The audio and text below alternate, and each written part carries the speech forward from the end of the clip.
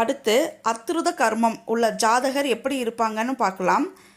ஒருவருடைய ஜனன ஜாதகத்தில் லக்னத்திலேயே குரு போய் இருப்பார். அதே மாதிரி குருவும் 9வது வீட்டு அதிபதியும் சேர்க்கை பெற்று இருக்கிறது அல்லது சமசப்தமாக பார்த்துக்கக்கூடிய நிலமையில் இருப்பாங்க. ஜனன ஜாதகத்தில் இருக்கக்கூடிய தசாபுத்தி அதிபதிகளோட குருவும் இல்லை 9வது வீட்டு அதிபதிகளும் சேர்க்கை பெற்று இருப்பாங்க. இப்படி இருக்கக்கூடிய ஜாதகம் அத்ருத கர்மம். அதாவது இவர்கள் முற்பிறவியில் தீங்கு பண்ணியிருப்பாங்க, ஆனால் இவங்க பண்ண தீங்கால் யாருமே பாதிக்கப்பட்டிருக்க மாட்டாங்க. அப்படி இருக்கக்கூடிய ஜாதகம்தான் அத்ருத கர்ம ஜாதகம். இந்த ஜாதகருக்கு பரிகாரம்லாம் தேவையே கிடையாது.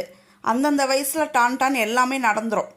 திருமணம் கரெக்டாக கைகூடியிருக்கும், குழந்தை கைகூடியிருக்கும். இவர் சின்ன வயசுலேருந்து பார்த்தா கூட ஸ்கூலு காலேஜ் எல்லாமே இவர் விருப்பப்பட்ட ஸ்கூல் காலேஜ் எல்லாம் கிடச்சிருக்கும். நல்ல படிப்பு கிடைக்கும்.